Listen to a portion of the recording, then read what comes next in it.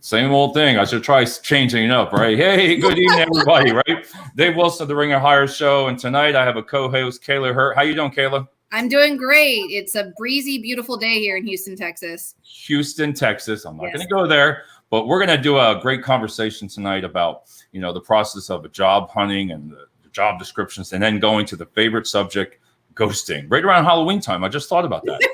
Right? It is spooky season. That's true. So that'll match it. So we'll be right after this.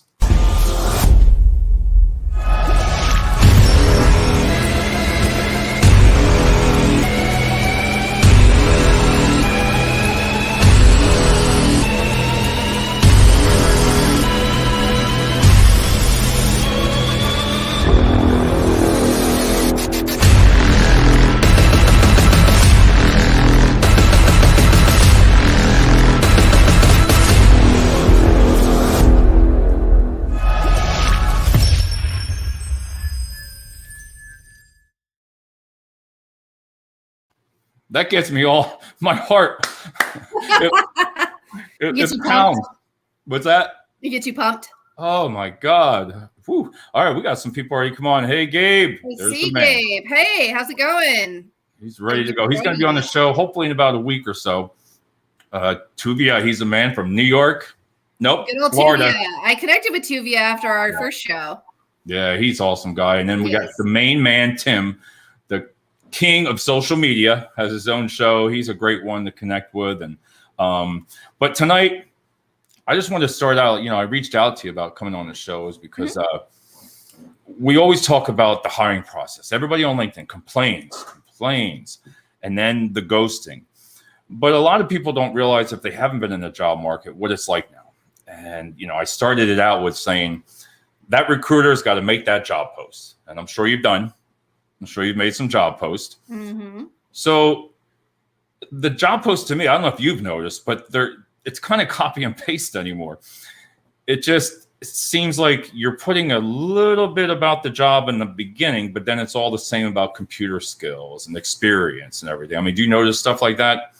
I think the biggest thing that I've been noticing in this job market is, first of all, just kind of the cut and paste job descriptions, right? One of the more frustrating things that I've noticed is a lot of companies really are wanting a master's degree for things that don't require a master's degree, like administrative and executive support, and then they want to pay you $45,000 a year. This man you're talking to right here understands exactly what you say. He's in staffing as a high director over in Utah. Mm-hmm. He knows exactly. And go ahead. I interrupted you. That was my fault. Oh, no, it's totally fine. Hey, Steven. Hey, Joel. How are y'all?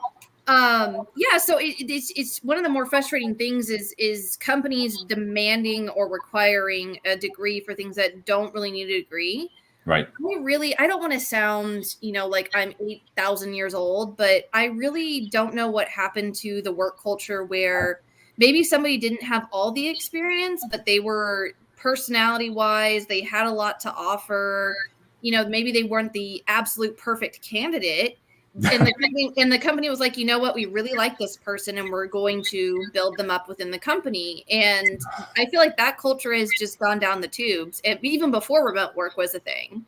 It is. And I get frustrated. I take it too at heart because that's what I do. So when I see people complaining all the time and even on LinkedIn, I'm going to say not like that, but the solutions, it's like, what are you going to do about it? And when I post a job, you'll see people say, well, all you do is refresh it.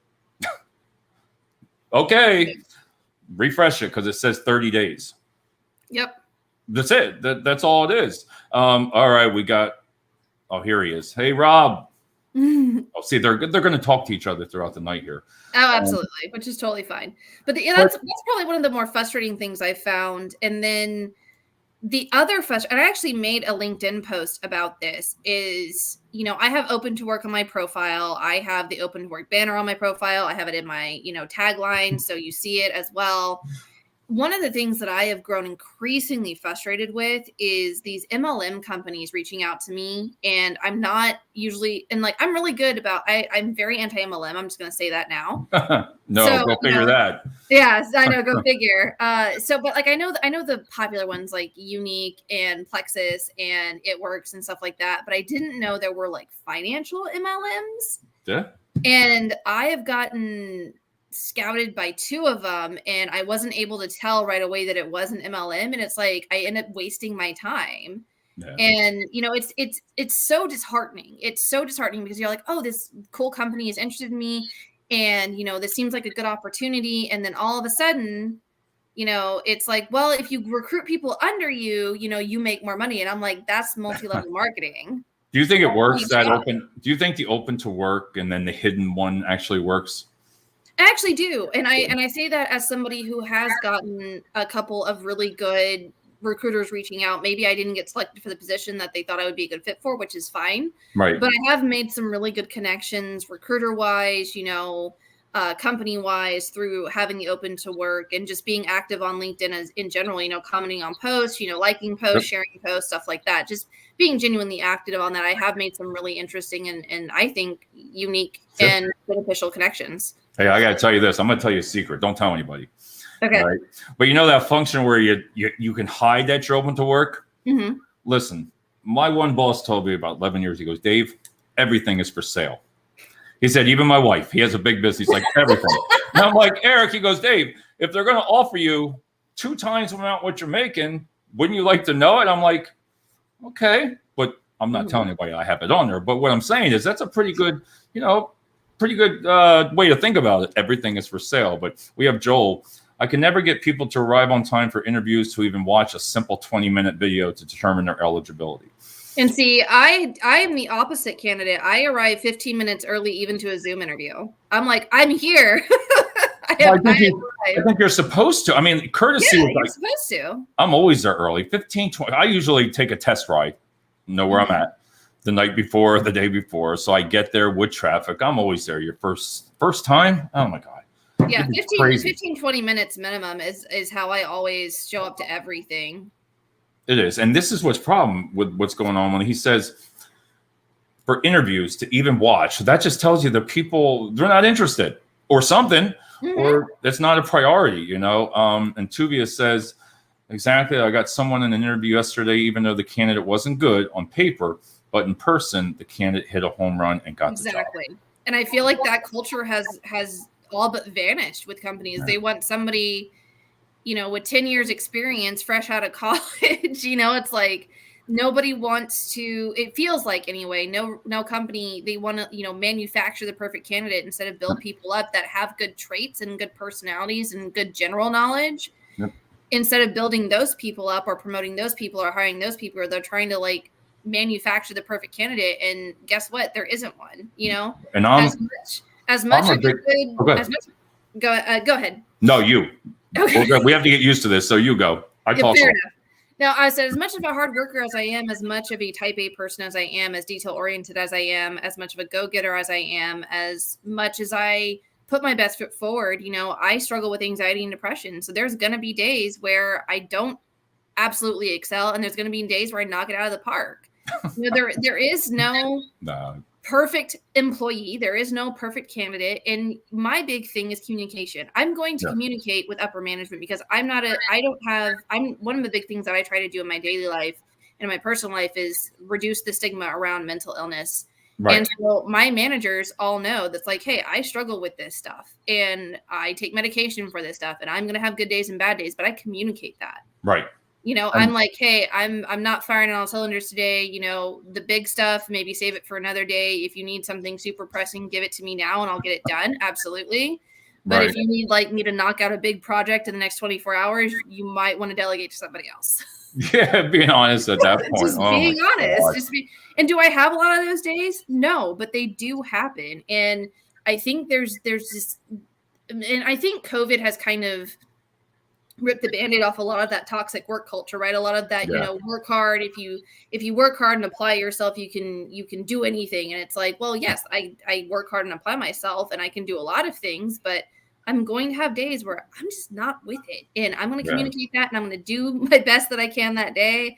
But it's like a lot of employees and a lot of our employers punish you for that. It's like, how dare you need to take a mental health day? How dare you need to not work at 110% capacity all the time? It's like, I'm not a robot. Well, I think they some of the companies put that on you. They put that stress on you. And I think we've all been there, and everybody, Rob's going through it all the time. I'm not going to say that, Rob, but I did already by mistake. Oh, here he goes.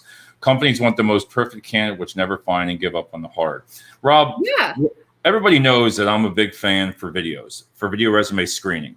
And I know I take heat from that from some people because they say bias, the way you look, the way you act, the way you talk. But I believe you're going to have that bias when you first meet the person anyway. Right, exactly. I mean, one of the things that my current department does that I really like, especially when we're hiring for faculty positions, is the department chair. He makes sure that before he even sees the resumes that like names are blacked out, you know, where they went to school is blacked out, like all of that is blacked out. And the only thing that he can see is where they like their experience, what they've been doing the last 10 years, et cetera, et cetera. And then he, you know, decides from there. And I mean, that's a great way to do it, but biases are still going to exist because you're eventually going to see the person in person. So, and I believe what irritates me a lot is people assume. So if that person's quiet on the video or Zoom anyway, because a lot of people do that anymore. If they're quiet, doesn't mean that they can't work. Well, she was kind of quiet. He was kind of like, just the way he was talking, and they're the only main things that they say not to move him on about. Like, they have the experience. It's right there. You have the friggin' experience. But yet, because you can't say by the way they look or the way they talk, because some people are nervous during interviews. They're nervous. I mean, let's face it. I'm great. I'm the best. But you don't. My point is I don't know. You have to go with it and don't always assume, you know, this person went for another job because this person did this. You don't know about that person. I don't know about you. I don't know why you really left your job if you're telling the truth or anything like that. So Alex has a question. It's up to you. Here you go. I just had a post about this today. Employees that are learning new skills and are more engaged. More engaged equals more productivity and longer retention. So why not hire for skills that allow you to learn as opposed to direct experience? Exactly. I mean, I interview very well. I think that's apparent from, you know, the first, you know, video that we did together, the first slide that we did together. I interview very well. I may not have all the skill set for it, but I interview well. I'm a go-getter. I'm a self-starter. I'm detail-oriented. I have the basic skills, and I'm naturally a curious person anyway. But I get beat out because I don't have, you know, step by step what they're looking for in my experience. And I don't think that's fair. Now, I'm not saying that me getting beat out is wrong, because I mean, obviously, you know, I'm not saying that the people that get hired over me don't deserve it. I'm not saying that at all. Right. But, you know, the reality is that I don't know what happened to the culture of bring somebody in who seems like a good fit, because I don't know about you. And maybe this is just a personal opinion, and, you know, people be sure in the comments, in the chat, you know, be sure to, you know, put me on blast. But I would rather have somebody who's a good personality fit within the department and the company, but maybe doesn't have all like the direct experience, than have somebody who has all the direct experience but is a wet shoe in the department, personality wise. That's just me, though. I'm a big people person. Well, I had a candidate that I had submitted. And, you know, I spoke with him for a whole hour. You know, he did not bring up one time about the salary. He didn't even ask yet. I knew what he was making, but he didn't even bring that up. Like someone first saying, what is it making? I'm like, this kid talked for me for an hour, told me about his reasoning for his son, having loss of his son, and the reason he did these certain jobs. And we got him that interview. Not because of that, but he was passionate about it. He wanted the job. He wanted it. He didn't have all the qualifications, but his go-getting, the way he spoke to you and he told his story, it was really well. And I'm glad that he got part of the, he got the interview. But here's one from senior, let's see. How do you pronounce that? I'm going to let you pronounce that. I believe that's Senor Payasada Heoka. I believe that's Brad. how you say it. I believe that's how you say that. I could not do that. I would have killed it. My stepdad just adopted me last week, and now I have the confidence to take Walter's job as a grader. Oh, as a greeter at Walmart. As a greeter at Walmart. Oh my God, my dad, if he was alive, would love him. My dad That's loved amazing. the Congratulations. That That's is awesome. My dad loved the greeters. He'd sit there for a half hour and talk to the person. Oh, that's awesome. You have some good stories. I'll tell you that. Growing up. That's my biggest thing. It's one of those things where it's like I feel like the culture around hiring has completely shifted. Yeah. I feel like it already started to shifted, pre-COVID, and now with COVID, it's shifted again, but it shifted in my opinion, in a weird way. It did. Because now you have employers making you do take-home tests, and I legitimately, I wanted to work for a company, or I thought I did. And then I went through their, interview process, and it was take-home tests and quiz. And I eventually reached back out to the recruiter, and I was like, look, I understand making sure somebody has the skill set to perform a job. I understand making sure somebody has, the qualifications to perform a certain job. I understand all that. But you either want to hire me or you don't. I'm not going to sit here and maybe this is pretentious of me, and I'm willing to take that criticism, but I'm not going to sit here and do pages of take-home quizzes and pages of, personality tests and things of that nature. It's like, you should be able to tell if I'm a good fit for the position after 2 or 3 interviews. I'm not going to argue with the way you're talking. I'm not going to argue with you. I'm just going to say yes. Yes, anything for you to say. Yes, you got it, Kayla. Sure. Or you want to, you take over the interview. I mean, I'm just, and that's just my personal opinion. It shouldn't be, 3 or first of all, can we do away with more than 3 interviews, please? That's bringing right up the next subject, what I wanted to talk to you about, because please. What I noticed when I said about the hiring process, how difficult it is. I mean, first, not only you're applying for the job, now you've applied for it. If indeed, or them see that and reach out to you, the recruiter gets you. Then the recruiter, then you have to apply at their website. That thing doesn't work half of the time. Mm-hmm. The process is so long. It's insane. And then by the time somebody interviews you, or a phone screen, then a Zoom, then a face-to-face, now you're into week 1, week 2. Yep. You have other candidates.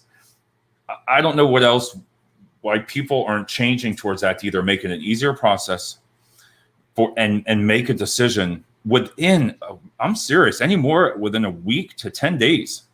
Yeah, I agree with that. And especially in this market where a lot of people are looking, and a lot of people, that's the thing that I dealt with my current role, and then my role before that at the medical school. It's like it took them months to make a decision. Now it's government, it's state government, so I mean that kind of tracks because government doesn't ever do anything.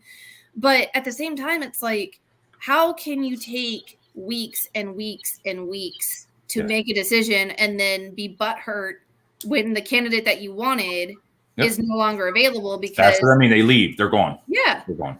And then you have to realize that people have lives. I feel like dragging out the interview process and the decision-making process is borderline disrespectful to the candidate. Yep. Because, people have lives, and you're asking people to take time out of their day, which I know they're job searching and everything like that. But it's like, after a certain point, it's just monotonous. And then I give up sometimes. The website, forget it sometimes. Yeah, and then the candidate ends up being burned out before they even get hired, because you took 2 months to make a decision and they went to 10 interviews. Yep. I know we got the main man here, Kenny. Kenny is savor the flavor. You're going to get to know Kenny here. Savor the flavor. Awesome, sir, for sharing delectable thoughts. You always get me going, Ken, with that. He gets me going there. But we do have Alex, if you want to take this one. Yeah, Alex, I was kind of briefing this comment as I was talking. Alex says, I would rather have them do take-home tests to evaluate my ability rather than judge me on my past experience that only reflects the opportunities I was it moved. Sorry. That only reflects the opportunities I was afforded in the past. Let me show you that I am capable instead of relying on someone else to think that I'm capable. That I understand. Right? I don't. I was trying to catch up with you there, and I'm like, you lost me halfway. So basically what he's saying, he would rather them do take-home tests to evaluate where he's at right now versus base their judgment of him on what he's done in the past, right? And take-home tests do have a place in the interview process. I've never heard of them.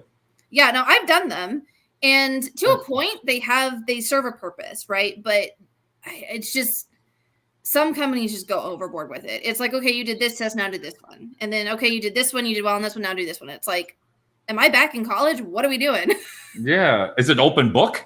I know, right? It's like, can I Google these? Hey, listen, now that I say it, it's probably going to come up my email. It'll come up on my cell phone. I know, right? To self-test.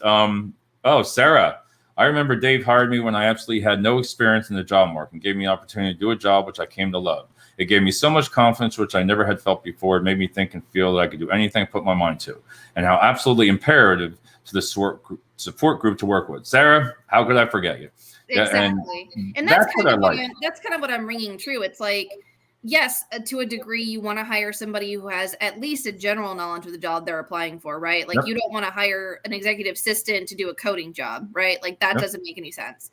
But at some point, it has to be, in my opinion, and this is just my opinion, it has to be more about personality and fit and making sure they're going to flow with the current workers that are there, because nothing is worse than, coming in and I've been this girl. I've been the girl that comes in and I'm a bubbly personality. I'm very outgoing. I want to make friends. I want to help. I want to be helpful. I want to be reliable. And then I'm surrounded by a bunch of wet rags. And I'm like, and they don't like me. And then I end up not liking them. And it's a bad fit. But I had the experience. Kayla, I told you, I'm just not going to agree with you. I'm just going to agree. But Sarah, thank you so much. I mean, these are the kind of things you have to imagine when you've touched somebody's life, when you've done something. That's what I like about recruiting, the part of it. You change. You think about it. You've lost that job. You got to go home and tell your significant other. Mm-hmm. Now you have your thinking, your mind's going, your kids, your health care. You were shortchanged on it. You didn't know it was coming. Everything's racing towards your mind because we've all been there. But when you can help somebody and know that they went home like, and you found that job. That's why I like personally on recruiting, and that's with her. But we got another one here for you. Joel, I took four assessment tests at that job fair. Good. Why? For what? Jesus. What was the reason? Not to quote Cardi B on a live show. You were on last night. Yeah, he was on last night. I'm like, Hey, Rob, you know what, Rob? Rob, this would be good for you because Rob loves personality. I tell him to Google him all the time. Oh, Google this one. Google it. Yeah, Google it. And you'll get to know when you watch YouTube. That's how I pass him. I mean, I guess I don't have a personality, but you can go on YouTube, and I've done pretty well on him, Mm-hmm. I don't have a personality, but I don't go, wait, yeah. Yes. Wow. What was the reason for 4 assessments? Yeah, please write that in there, Joel. Please write that in there. Yeah, please tell us what it was for and why and what was the position and all. Like, was it worth it, or did you want to die afterwards? Because I probably would have. But the next part where it takes us to, we've talked about going from the job description to applying, is that long process, and that long process can take a toll on you. The stress, you can go through 2 to 3 of these within a week and you're just burned out. Yeah. So now you think you've got it made, and I've done this mistake and I've learned not to smile, not to yell, do that happy dance until that is signed. Then all of a sudden, gone. Yep. Nothing. Yep. I've told people before, do not put in your 2 weeks notice until you have a written offer. Yep. A written offer, because somebody can call you and say, we really want to hire you. You're a great fit. You hear from us by the end of the week, and you can celebrate, all you want. But until you have that written offer, don't put in your 2 weeks notice. Don't even try it, because I've been there too. I've been there too. I have. Rob, Joel said it was in my above statement. Joel, did we miss you somewhere here? Felt like I was the only one in a suit and dressed for a manager position, but was herded like everyone else. Felt out of place. I get it. I get that. Yeah, you feel like you said, you feel like cattle. You just, Yeah. And I've been to job fairs like that too, where I'm dressed up, I have my suit on, I have my blazer on, I'm covering all my heathen tattoos that I have and everything else. And then everyone around me is, in jeans and a t-shirt. And I'm like, What? I was always taught first impressions. My father, Yeah, absolutely. he dropped us all off at the military. Told everybody at 17, Army, Navy, Air Force, and Marines. He said, "Get out. He'll wait." We did. You didn't have a choice. He said, "Okay." I was at the Army at 17, and we learned. Listen, I don't care where you go or do anything. First impressions. That's my opinion. I do look at that as a first impression. If it's for a job, you should know how to dress towards a job. And even a job fair, if you did your research on what companies were going to be there, I think then you would probably maybe adjust. That's just my opinion. Maybe. Right. You know. But even still, I mean, I kind of grew up with the culture of whether you're applying for Walmart or, for, BP oil or whatever, I mean, dress to the nines. Yep. I'm one of those people that would rather be overdressed than underdressed, though. That's just that's a part. Jake said he said something up top here. He wanted some advice on where are you at, Jake? Let's see here. He said I had a question above. I'd love your thoughts on. Where are you, Jake? Yeah, let me see. Jake. I don't think it came through. If you want to write the question again. Hang on, is it this one? The most of the time when searching for a personality fit, the subtext is really hiring to fit a set of implicit biases. That is true. That's absolutely true. That's absolutely true. How do we juggle real thought diversity when we essentially seek to hire whom gets along? That's a good question. I'll let you take that one because I'm trying to think. I'm still caught up where you said Jake was. So Jake is basically asking, if jobs are more focused on a personality fit, how do we juggle real thought diversity when we essentially seek to hire whom gets along? Yes. I think wow, I don't know. That's a really good question. I'm trying to dissect that question a little bit more. Yeah, I'm going to have to get back with you on that one, Jake. We'll respond back to that. Yeah. Joel has a question, though, if you want to take that one. Do you think that hiring managers or companies might be intimidated by your previous salary due to them asking for about your previous salary won't hire you due to that? Yes. Boy, that was quick. Yes. And I'm gonna give you a personal story, 10 seconds. Listen, everybody knows about that been on here that I started the company. Okay. 2 years. Listen, COVID, we didn't know. Long story short, fought for the company. Then I had to close it. Okay. That was the hardest decision I made. And over the last 2-3 months ago, whatever, closed it. When I started doing job hunting again, and when you look at the salary that you made and you're applying for other positions that you might not, it's not in that range. It might be a little bit lower, but you always got that question, well, why would you? And this is where I got pissed off all the time in my mind. I wouldn't say it to them, but it's none of your business. You don't know what I'm going through. You don't know that maybe my wife makes more money now. Maybe because of work-life balance, we have to take care of children. You cannot assume why I'm taking that job. And I'll say something else about it is if I was doing it, when I do the hiring, I don't ask that question. I've never, it's none of my business.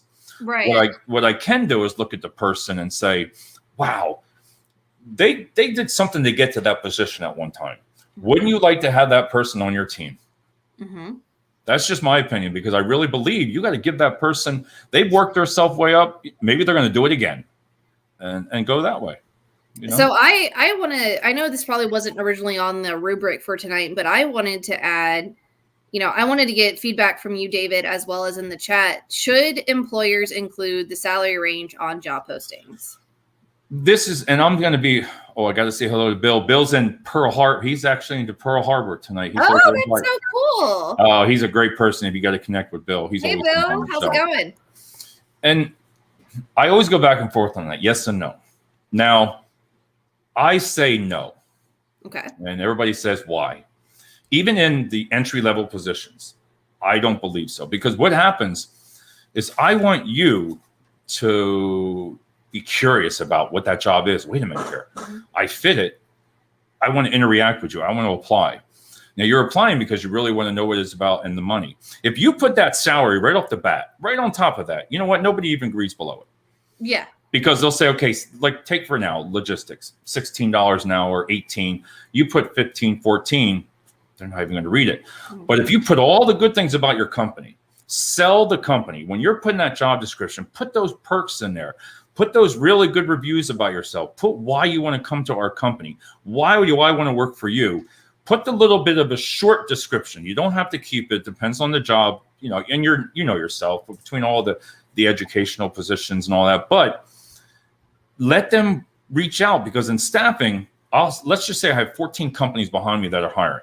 Mm-hmm. When you call me, Kayla, and you say, "Hey, Dave, what's this job about?" I'm gonna say, "Well, it's 15. Oh no, I can't work there. But I have this other opportunity for you right over here that pays 18 and it's a forklift, something like that." Mm-hmm. So my point is, I don't believe so. I don't believe it's a waste of time. I'm going to get a lot of feedback on that. Mm-hmm. But I feel as a professional, you know where you're going to apply. You know what your skills are. You should know where your salary range should be. Yeah.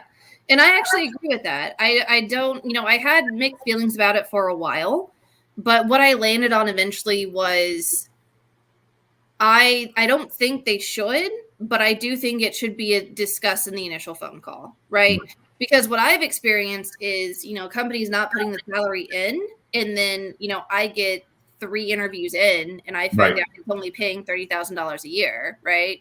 And in the past, I was too chicken shit to be like, so what's it pay?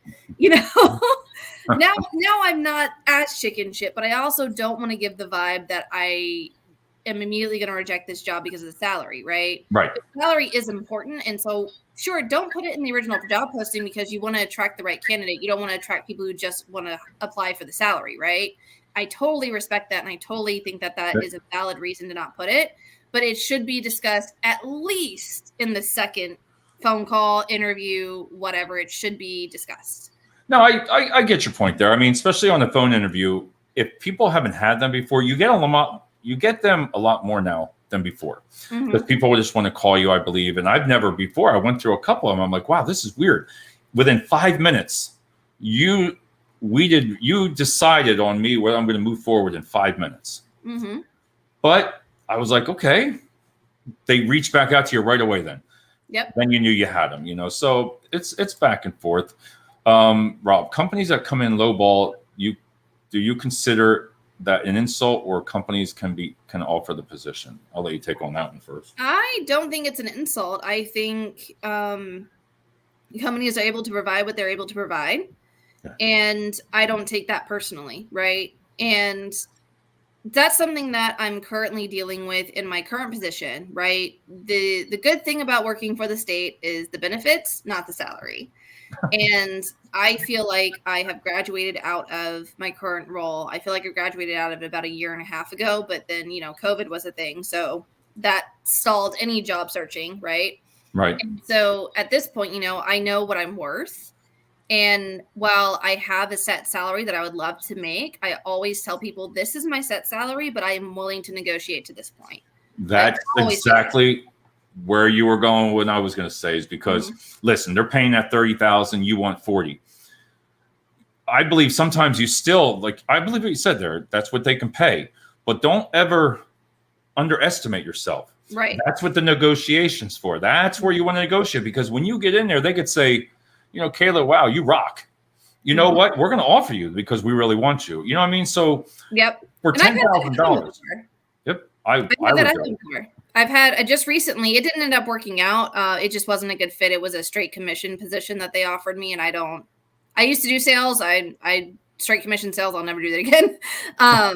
So I had a company and they were like, look, we really like you, but we can't afford you. So we're going to try. And they really did try. And I told them that every step of the way, I really appreciate your time. I really appreciate, you wanting to work with me so much, but I can't take a straight commission, right? I have to have a base salary because it would be irresponsible. Basically what I ended up saying was, I believe it would be irresponsible for me to leave my salary position for a straight commission position at this time.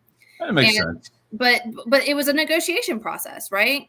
I always tell people, this is what I'd love to make, but I am willing to negotiate between here and here, right?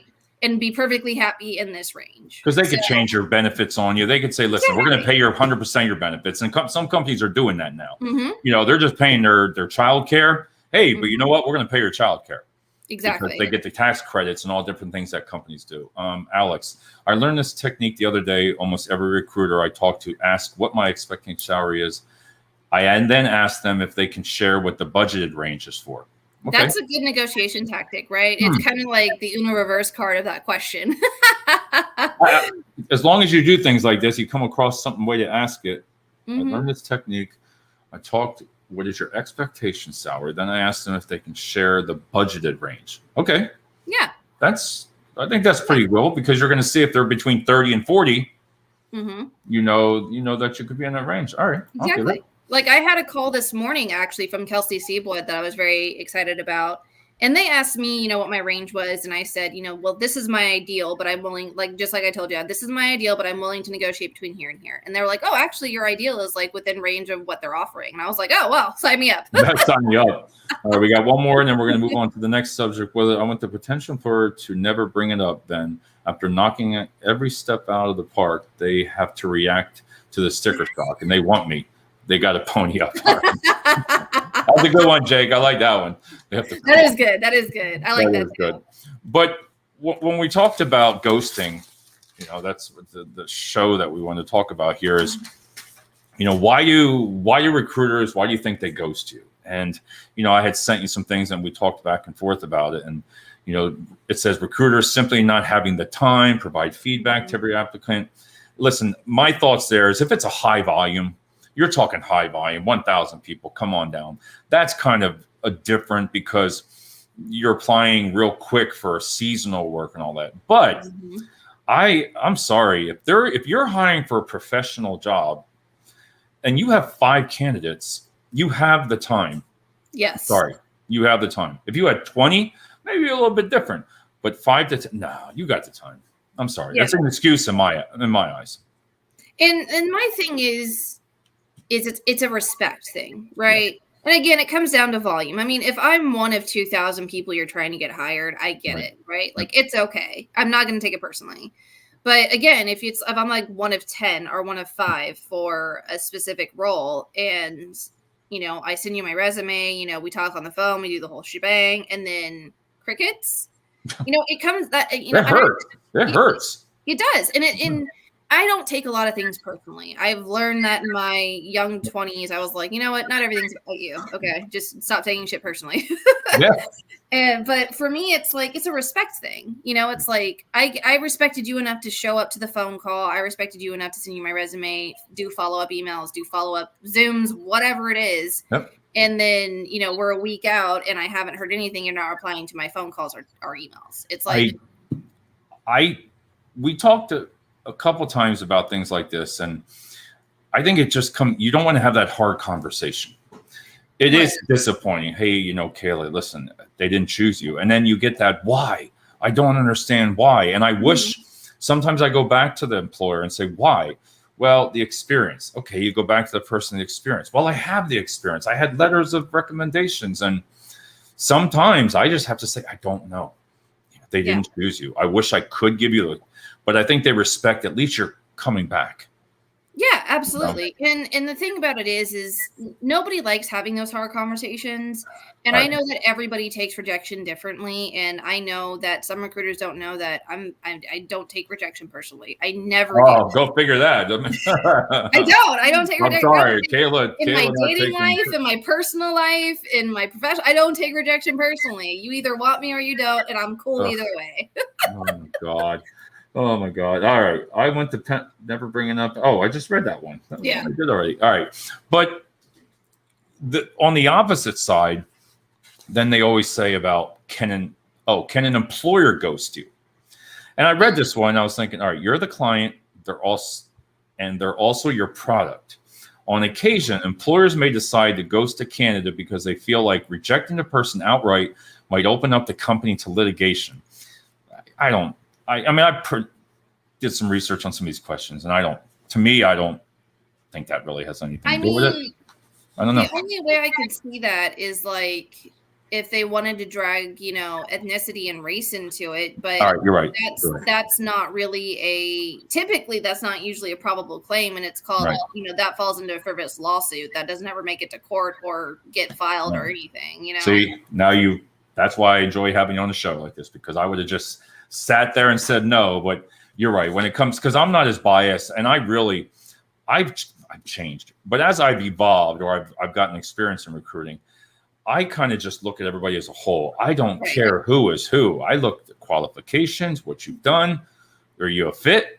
could you fit into the company with a little bit of training? Mm-hmm. That's the way I look at it. I just get mad about the other stuff everybody says out because of race and all this and age discrimination, which listen, age discrimination, I know that goes on. Yeah, absolutely does. And you know, biases, prejudices, racism, that's also very, you know, very prevalent today. And, you know, I'm a little bit more plugged into that because basically all of my close friends are in interracial marriages and have biracial children. And you know, so I'm a little bit more plugged into that. You know, I have a godson who's mixed. And so I'm a little bit more plugged into sometimes some of the discrimination that they face and stuff like that, you know, whether intentional or not, right? And so, you know, and then it's also, they also deal with the other side of it, right? Like sometimes they deal with wondering, am I just being hired to meet their diversity quota? There is. You're correct on that. There is like that. You know? And I'm sorry, I don't think of it that way. Me personally, I just and I don't either. It's just I'm just reiterating, you know. No, I know, and they talk to me about, you know. Yeah, and I just other people will say different things, and that's what we're all great to have opinions, you know. But ultimately, then it says, "Can I ghost an interview?" Now that I don't believe. Listen, if you're not going to go to the interview, I would pony up. Yeah. Just pony up. If you're not interested, just pony up. Say you're not interested. Say, I'm so sorry, you know, I'm no longer interested. Or if something comes up and you can't make the interview, reschedule it. You know, it's not, I feel like there's this big anxiety around being human in the job searching process. And, you know, people have kids, people have lives, and things come up. And it's like, yes, you know, you originally scheduled the interview for this day at this time, but your kid's got a fever at daycare and you got to go pick them up. And crap happens, and people are. I had a candidate say, I felt so bad. He was filling everything out, and then I was talking to someone else, and he ran out. He said, "Sir," he said, "my grandmother was in an accident." He was shaking, and then he ran. I said, "Go ahead, just go." You knew that was real, because then I received 2 texts, and he said, "Sir, I really want this job. I have to take care of my grandfather for 5 days while she's in the hospital." And I was like, "You have the job, so when you're ready, you come back." He wasn't making that up. Right. That was a legitimate reason, but you could tell he was upset. And I was like, oh yeah. And you know, I've been faced with anxiety, right? When you really want a job, but something just comes up that you cannot control, and you can't make the interview. And I have those feelings of dread of contacting the HR team or whoever set up the interview, right? And being like, I am so sorry, I can't make it. I'm still very interested. Can we please reschedule? And you have that fear of dread because there is kind of this culture around, you know, you either want it or you don't, and you're either going to show up or you don't. And, you know, show up with your, you know, a piece of scaffolding through your leg, you know, if you really want the job, you know what I mean? Yeah. Like, you walk 5 miles. Yeah, barefoot in the snow uphill, you know, kind of a thing. If you really want it, you'll make it happen. And it's like, now you're showing your age. You're showing your age. You're talking your age now. See. I'm 34. I'm not ancient 34, yet. Right? Yeah. But no, I agree. And then it says to ghost interview. Listen, if it's a really good company, there was one part on here where the recruiters will remember. You know, they're going to remember whether if you come back and apply again, they'll be like, didn't you just like not show up change your mind or email or anything? We got 2 more. Oh, let's see what Jake. He's full of questions tonight, but let's see. Jake I'm in the opposite boat. You take this one. Okay, Jake says, I'm in the opposite boat on this one. People have lives, and the interview process, especially after 12 jobs dragging 3 interview sessions, is far from the most important thing going on. Why are you offended when somebody no-shows? It isn't the end of the world. I think offended is too strong of a word. I think annoyed is a better word, right? Because to me, it comes down to respect. It comes down to communication. If shit happens, I am the queen of shit happens. Okay. Like, like I get it. Like crap comes up, shit happens. Yep. Sometimes you can't make the interview. It comes down to mutual respect.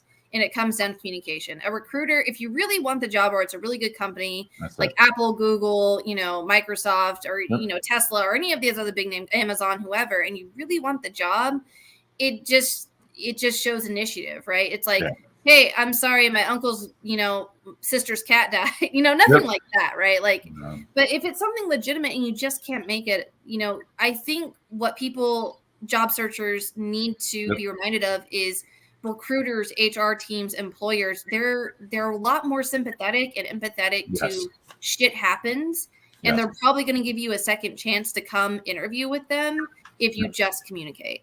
Well, because if you don't, and Jake, I understand what you're saying there too, but that's what happens sometimes. But if it's a recruiter, and I'm just saying you as an experienced recruiter, if everybody was to do that 3 to 4 times a day and you're really working hard for somebody, it comes down to that respect. Mm-hmm. You know, hey, Dave, I can't. Okay. Or I've changed my mind. I really don't want to work. Okay, fantastic. Okay.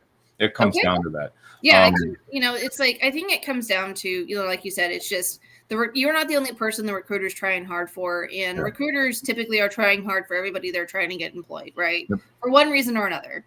It is. And it's just one of those things where it's like, look, if you're in an on-fire accident with an 18-wheeler, just like shoot a text. It's fine.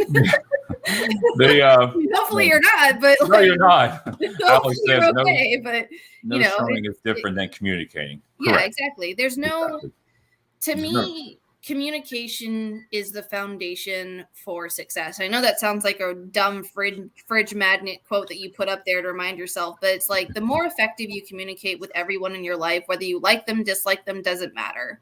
You know, like we were talking before the show, you know, my manager does not like me, and that's fine. I don't care, but I care when it starts affecting my ability to promote within the company, right? And it's like you can not like me all you want, but you still have to work with me. You still have to communicate with me. Don't let your personal dislike of somebody affect how you perform around them. That's my personal opinion. You got it out there. It's out. Alex, I hope you like that question. We have 2 more things I just want to talk about. And wow, we went 46 minutes.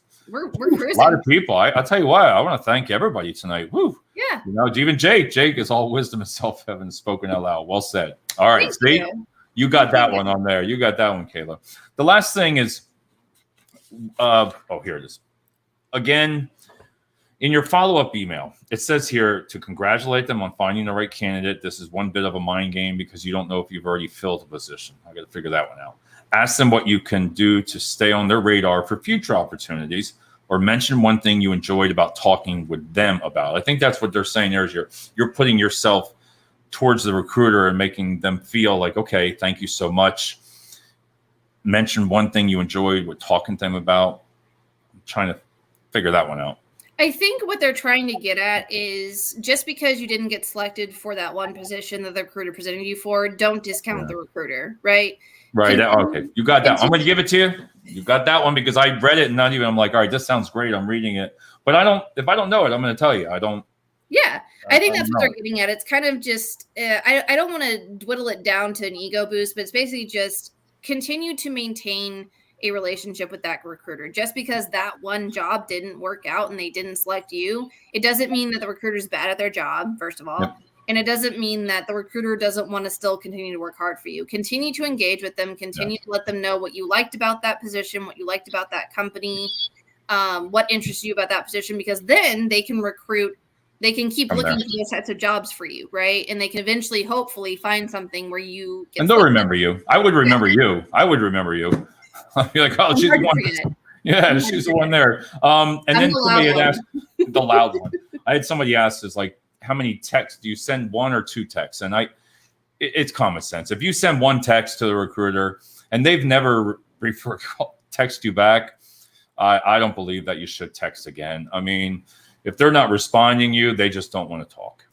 Yeah. But, you know, if you want to send 2, hey, I can't tell you not to do that. Well, it kind of goes back to what I was talking about with the communication, right? It's like I feel like everybody should try to put their best foot forward with communicating with whoever they're working with to try and get hired, right? Like, don't bombard people, right? There was this weird culture, 10 years ago or so where it was like, if you really want a job, like you got to email them every day and you got to like follow up all the time and do it. Like, no.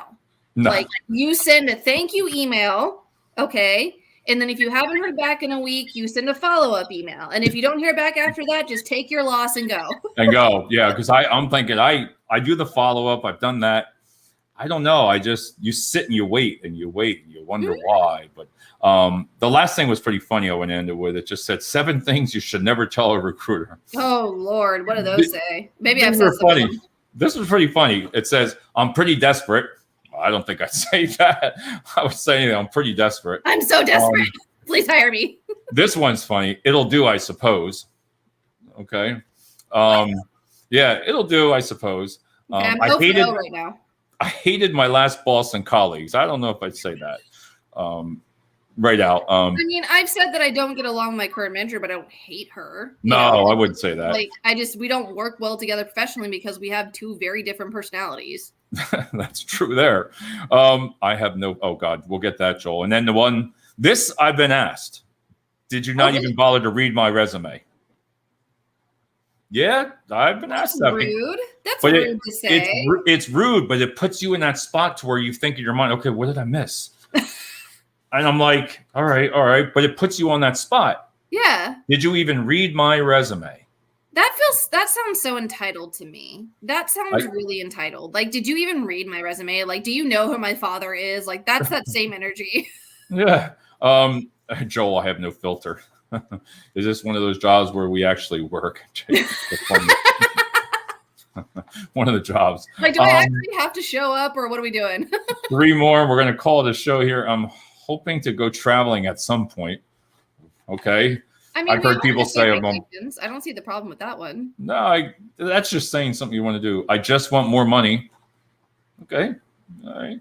I could say that. Higher salary or more money.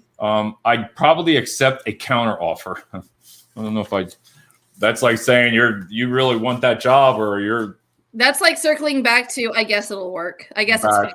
For that. But I'll tell you what, it was a great show tonight, Kayla. I appreciate it. Thank you. It was. I had a lot of fun, David. Joel, Alcohol is always allowed at parties. Joel, we're going to end it on that, but everybody thanks, and we're going to put your post up here. I want to thank everybody, Alex, Jake, Joel. So you got to say this name one more time for me. Senor Peasada Hioka.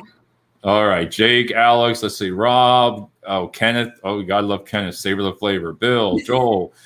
I mean, the names that people really came on tonight. And Rob, we got Rob and Sarah. Thank you so much for that great comment. But on that note, we are going to say we're going to be doing the next show next week. You're going to be on this show. We're going to do another one. So we'll be right back. And we'll be right back after this. Where are we going? I know. I'll talk to you right after this. You'll talk to me right after. All right. Thanks.